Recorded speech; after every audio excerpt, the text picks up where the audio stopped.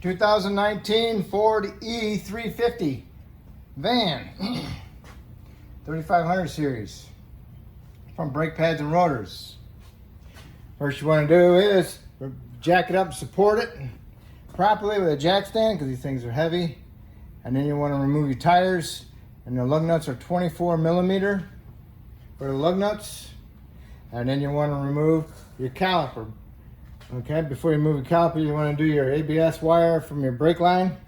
This goes into those clips, so that way you have more accessibility with your caliper, move it around. Then you want to remove your two caliper bolts. There's one here and one here, and those are 13 millimeter head bolts, so you want to remove those. And sometimes the caliper slide pins, they spin with those bolts, so get a little pair of needle nose vice grips, just put it down there and hold it so you can remove your nut. You might have to do that to both of them. So now once you got that done, then you can remove your caliper. And some of the older Fords, they had little tabs on the back of the pads and it would chip the caliper pistons. Well, this one doesn't have it, so I can just pry it right off. Okay? But if it doesn't come in, you'll need to push these pistons in, you know, off to the side with a pry bar, you know, like in there like that, pry it. Then you put it in your little hanger, if you got one, otherwise you have to loop it over. Then you want to remove your caliper bracket, which is this thing here. It has two 21 millimeter head bolts. All right, one here and one there, and that's what they look like. When you get them off, they're really in there really tight. And you can remove your caliper bracket. One thing you want to inspect is caliper bracket slides. Make sure they're free. If they're frozen, then you might have to replace them. Okay, the whole with a reman. See, these rotors are in there. The pads are in there pretty tight. So you need to clean up these slides.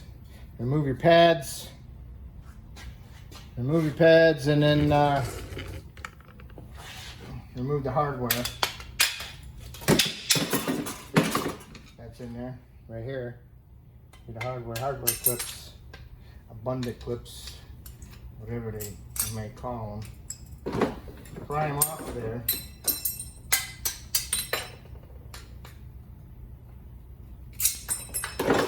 And if you look at them, inside there, they're pretty rusty. All right, so you need to get that all cleaned up and painted, and then you need to take out your slides and also your boots and clean them up and put some Sil Glide in there or some brake lube. Do not pack it inside there, then you won't be able to push this caliper slide in because you're trying to compress the grease. All right.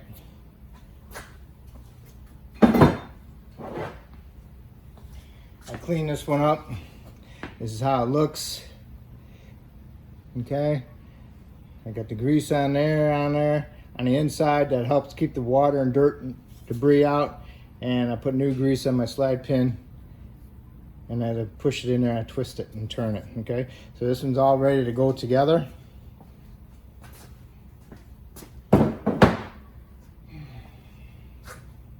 Next, what you want to do is you want to push your pistons in on your calipers. You can use a C-clamp. Put an old pad in here like that. Get the big C-clamp and tighten it down on it, push the pistons in. And make sure that your brake line does not have a pinch in it. If it's got a pinch in it, then it's going to restrict the flow, the return of the fluid. You can use one of those ratchet type piston pusher inners too. I got one of those, they work pretty good. And then when you get done pushing it in, clean it up and inspect, make sure there's no fluid coming out or any tears in your boots before you push them in, and then brush them with a wire brush. And then you're all set for that. Next we got to do is get our rotor off. So you need to remove the dust shield, dust boot cap, whatever they may be called. Big vice grips, channel locks, I mean. Pry it off. I use an old scraper get underneath here and I hit it with a hammer and it removes it like so. Once you get that off, then you need to remove the cotter pin off of there. What keeps the nut from spinning. So just screw them up, pull it off, cotter pin off. Throw that away. You can remove your little castle crown. The small panel channel locks. Loosen the nut. And then you want to loosen it all the way. Take it off. Be careful because the rotor will fall off with you when you take that nut off. So once you got the nut off, set the nut to the side, wiggle the rotor a little bit, and you can pull out the bearing. Make sure you hold on to the rotor because it's loose. One thing you want to do when you get these out, you want to inspect your bearings to see if you see any pits in them or if there are any discoloration. And do the same thing on the bearing race to make sure there's no pits or something that doesn't look right inside there. It should be nice and smooth. Okay? So now you grab your hold of your rotor and pull it off because these are heavy. It's held down by the seal a little bit. Oh, I got it.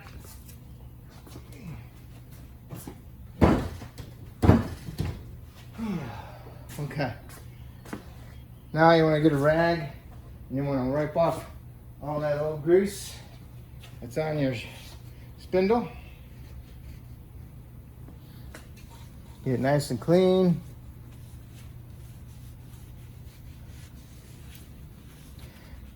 Okay. Nice cleaning in where the bearing surface is. Make sure you get that nice and clean. Make sure there's no rust buildup on it.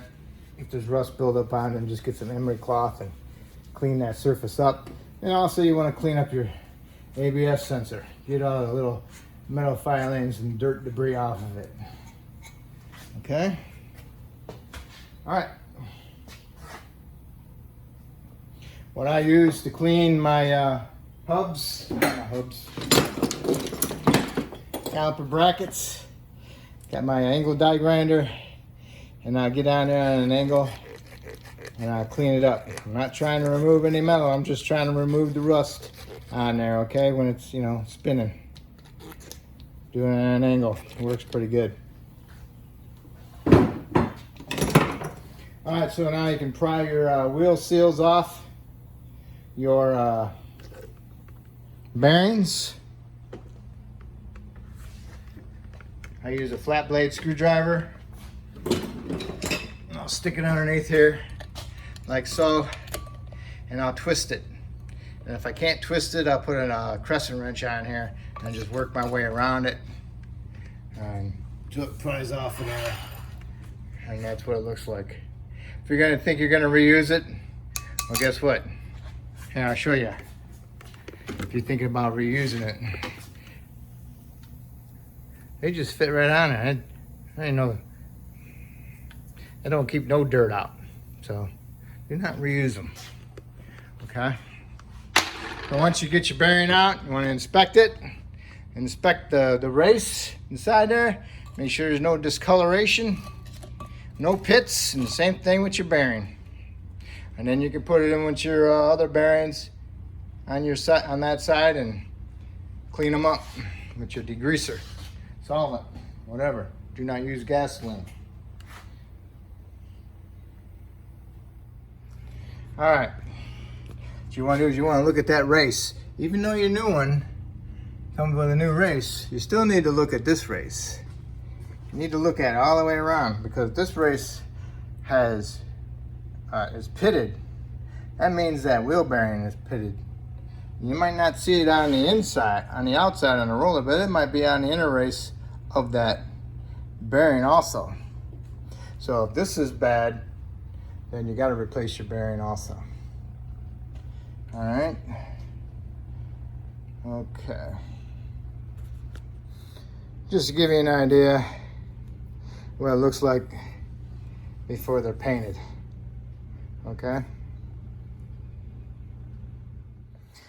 Okay. you got your wheel bearings packed. And before you put your wheel bearings inside your new rotors, you want to clean the inside out for any metal shavings or anything like that. And then when you let it dry it out, what you want to do is take a 2-finger full of grease, stick it in your thing, and then just swab it inside there and then put it on the race. Put your bearing in, and then put your seal on. What I'll do is I'll use a bearing, an old bearing race, put it on there, and I'll tap on the old bearing race. That'll push the seal in for me nicely. Fits in there really good. Okay. Okay, you got your rotors ready to go. So now what you do is with the leftover grease that's on your hand, you want to wipe it on the spindle and rub it around on there and on the seal part. Okay. So then you want to get your outer bearing ready. Put your washer and your nut.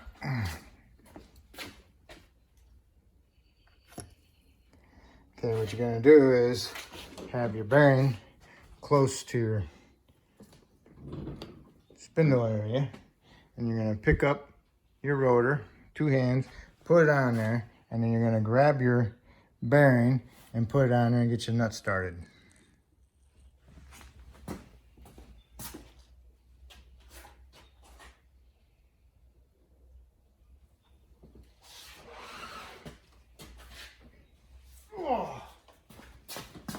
Probably a good 50 pounds. Put it on there. Twist it a little bit. On there, perfect. Pick up the whole thing.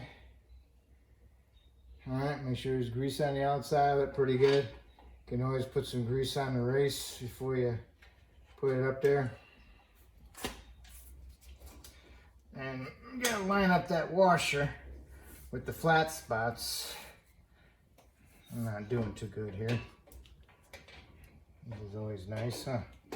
Get it started, put it in there, get your nut on there,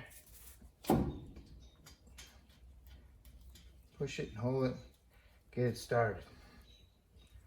Okay? Now go get your channel locks and we'll torque it. Okay. What you want to do is get yourself channel locks. Put it in your nut, snug it up just a little bit, back it off. Turn your rotor, snug it, back it off, snug it, back it off, okay? Okay, it's backed off. Now what you want to do is you want to take it sideways like this, okay? And grab hold of it, turn it. Get it as tight as you can get it, like that, okay? Just with your wrist, all right? Just with your wrist. Not like that, like this. Okay? And that's as tight as you can get it, like that. Alright?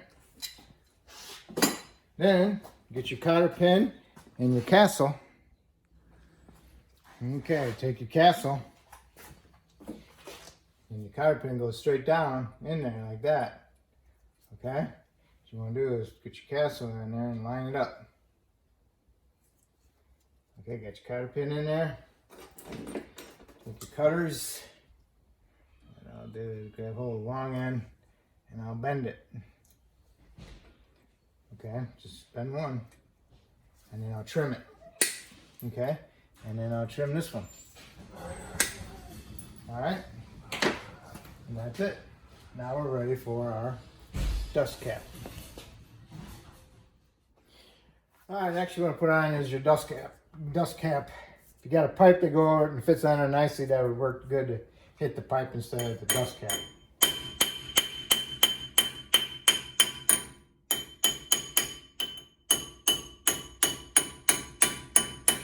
What I'm doing is hitting on the outside right here.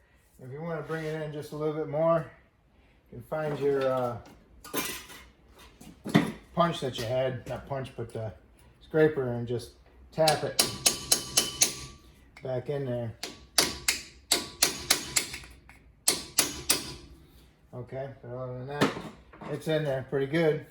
So basically that's how you set up your wheel bearing preload, and you're all set. Now we can put on our caliper bracket. Okay, before you put your caliper bracket on there with your brake pads, you want to clean off the shipping oil and whatever grease you put on there with your hands. So you want to use some degreaser or some soap and water. I'll use some degreaser, and then I'll use Windex. I'll use glass cleaner to follow up to clean it up. Okay. Then after that, you gotta do your caliper brackets, put the hardware in them, the abundant clips. Okay, put the abundant clips in there. I use a little screwdriver to help pull them down on there. Put them on there sideways and clip them in with my screwdriver. But if you notice on the inside part, it hits right here, so it doesn't allow it to come down all the way. What I did was I took some channel locks and I squeezed it down and I bent it, that little clip a little bit. So it allows that clip, the abundant clip, to sit flush and there's no gap, okay? So I'll have to get my channel locks over here and squeeze this one in to close up that gap.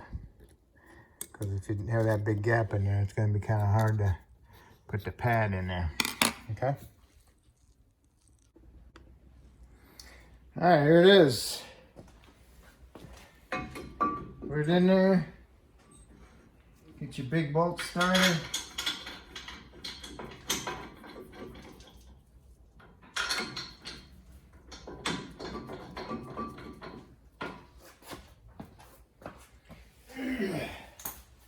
Alright, then run them down, get them snugged up, both of them snugged up.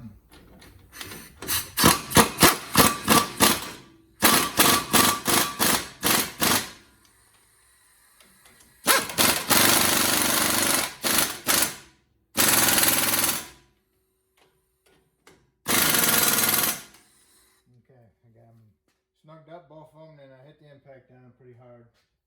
The torque is 160 foot-pounds. So you want to go ahead and torque those to 160 foot-pounds. And then after that, you're ready to put your brake pads in there. Alright, now it's time to put your pads in. There's no inner, there's no outer. Okay, they're both exactly the same. What you want to do is you want to put them in there, push them in at the bottom, and you want to get the top in. If the top's not going in, you got to push that clip up. Should be that easy. Same thing for the inside. The inside might be a little bit tougher because that's that one that had to be bent. So we'll see how it goes. Yep, and I still gotta push it up. Push that in there. I'm probably gonna have to get a screwdriver and push that clip down so I can get that pad in there. All right, you gotta get a light in there. What I did was I stuck a little screwdriver in between the pad and that round piece of the clip, and then pried the clip up and then made sure that my pad was centered in the clip forward and backward, and then pushed it in. Okay, and that's what it looks like. It's in there. So now all we can do is put our caliper on there. We already got our pistons pushed in. Got our caliper cleaned up, the caliper on there. You have to push these slide pins in to make clearance for the caliper to go in there. Okay? So, take that off, put that over there, stick it in there like that. And we'll push that pin in so you can drop it down on there. Now you're going to push the top one in so you can push it over. Okay, and then you can get your caliper bolts started. You have to pick up the caliper a little bit, wiggle it around, get it in there. Get that one started. Make sure you get them started with your hands first. Okay. Then you want to run them in.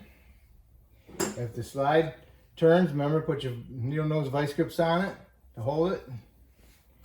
And then when you got them ran in and got them snugged up, then you need to torque them. You need to torque those to 28 foot-pounds. Okay? And after you got them torqued to 28 foot-pounds, then you need to put your ABS wire back onto your hose clips. Okay? And then that will complete this side. And then you need to go to the other side and do it exactly the same way. And then after you're done with that, you want to go inside the vehicle, push the brake pedal to the floor a couple times, and what you're doing is you're taking up the gap between the piston and the pads. So you're putting that brake fluid back in there so you have a firm pedal. If you don't do that and you go put it in drive and reverse, you're going to have no brakes and you're going to take off and drive through something and hurt somebody. So you don't want to do that. So make sure you got a good firm pedal before you put it in drive or reverse. Okay? So when you put your wheels on, you want to torque your lug nuts to 140 foot-pounds. Okay? And that's it. Hopefully I helped you with this video. And if I did, that's awesome. If you could subscribe to me, I appreciate it. If you already have, just want to thank you. And don't forget to tighten those bolts. Okay?